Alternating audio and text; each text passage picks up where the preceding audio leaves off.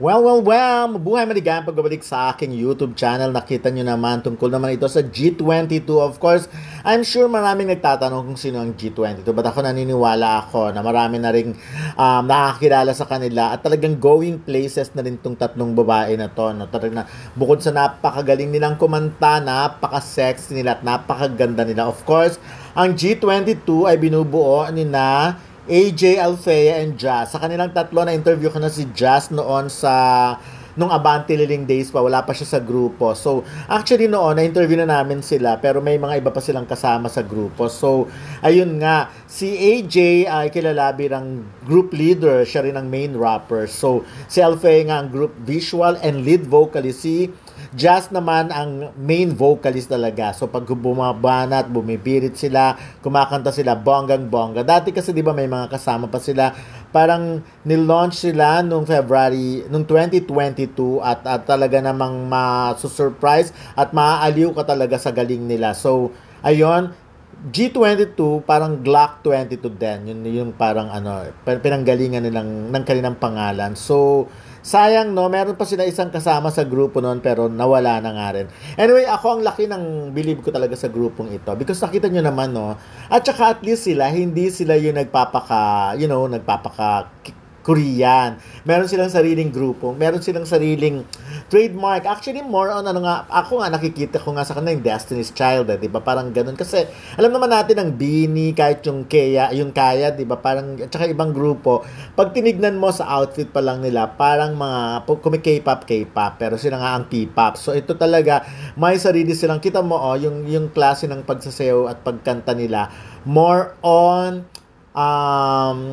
yun nga, parang Destiny's Child, medyo luma na akong tao, pero yun ang nakikita ko. So, at least, no, madali silang ma-recognize, madali silang makilala pag ganyan. Kasi sometimes, pag pare-pares ng look ng mga grupo, especially pag grupo, pag pare-pares na kayo ng look, medyo mahirap nang magkaroon ng marka. So, at least ito, alam ko na once na naglalakad sila sa kalsada silang tatlo, or kahit na nasa show sila, malalaman ko, G22 ito.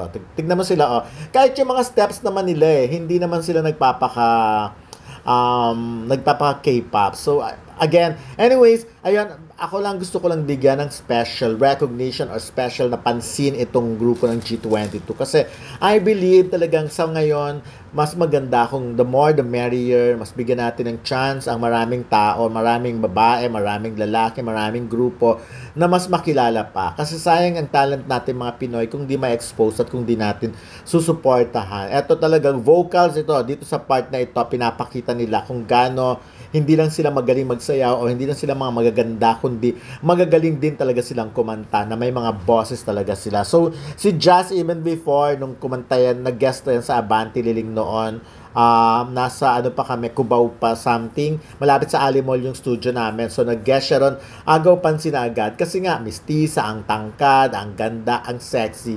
Kahit bagong-bago pa lang siya noon, talagang yun, siya agad, agaw pansin, pinupuntahan. Ang dami nagpa-picture sa kanya, ang dami nagpa-selfie nung time na yun. So, ako, I don't want them na i-compare or sabihin threat sila or sabihin kasi may mga nagsasabi na kesyo itong grupo, mas magaling daw sa BINI, mas sexy sa BINI, mas magaganda sa BINI. Ako, kung tutusin, ayoko talaga ng comparison. Masyadong marami at malaki ang market. So, para at least para paliitin natin ang mundo. Yun naman ang point ko doon. So, hanggat kaya nating magbigay ng paghanga sa lahat ng mga idols natin, gawin natin yon. Anyways, I'm sorry. At ito naman, nakita naman natin, syempre, si Yang Constantino. Si Yang Constantino kasi ay talent din ng Cornerstone. So, ang G22 ay talent ng Cornerstone. Ito talaga yung kanta nilang Salamat. So, inamin naman ng G22 na isa sa mga nagbibigay ng support sa kanila ay si Yang. So, actually si Yang, no, alam mo ang maganda sa concert na ganito, yung bawat lumalabas, talagang malalakas na palakpakan, tilian ang binibigay ng audience. Kasi nga, pag concert naman, ganun talaga dapat. Iba naman yung mga fans day, di ba? Pag fans day, pakabugan yan kung sino mas maraming hakot na fans. But this time, if it's pag concert, the more na may mga nagpe-perform, pag marami nagpe-perform, mas pumapalakpak. Ako talaga lahat ng napapanood ko. Pag concert, especially, pinapalakpakan ko. Kahit minsan di ko nga kilala tatanong ko lang, sino ba itong mga to? But anyways, ayan, sana supportahan din natin ng G22. I like this group.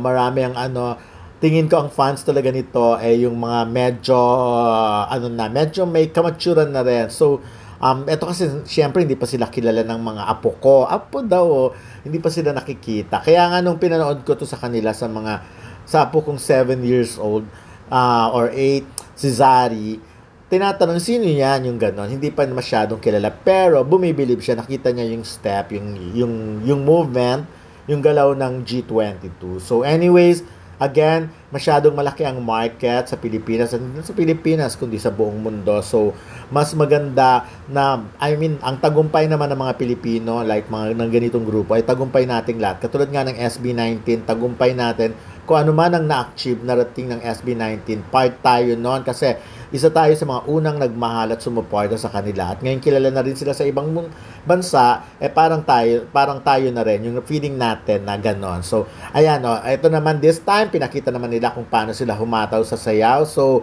again, although sabi ko nga, diba, iba na mga sayawan ngayon. Pero ito, winner talaga. Sana nga mas dumami pa ang humahanga sa kanila, mas marami pa ang mag-support sa kanila because naniniwala ako na konting push pa sa kanila, although 2022, 3 years na rin sila halos, no? Sana pa, mas bongga pa, mas marami pa ang ma-reach nila. Katulad ito, birit yung mga yan sa part na yan. So anyways, kilalanin natin ang G22 para sa mga hindi pa nakakakilala kasi parang pandemic sila na i-launch So this time, mas ma-push pa sila, mas marami sana ang pagkakataon, mas mga malalaking venue pa. Ayun, nakita mo naman kung gaano sila kagaganda. So, ayun na muna for now. Please, supportahan natin. Ang ganda, parang Christmas. Christmas talaga. Christmas agad? Yes. Sobrang Christmas. We just feel like Christmas when we're shopping at Pure Gold. Totoo yan. Yes, true. And syempre, pag OPM, syempre naiisip natin yung mga, alam mo yun, pag bata ka. Yung mga nag-inspire siya. Oo, yung mga ganon. And isa sa mga kanta na kakantahin namin, syempre, isa ito sa mga iconic OPM song na talaga naman tinangkilik ng nakakarami. At kami din, growing up. At bilang pasasalamat sa mainit na pagtanggap nyo at pagpunta dito, pagsuporta sa OPM, sa pag-angat ng P-pop at lahat pa ng genre ng OPM. Itong kantang to ay hinahandog namin sa inyo. This is Salamat.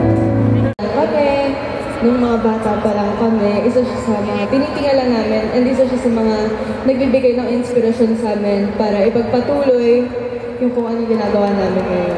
Siyempre kasama kayo doon, guys. Fun fact, actually, unang-unang kanta namin na sinabi ng management ay pwede silang maging girl group. Yes. Ready na sila. Song ni Ate Yeng na She's Me Love Story.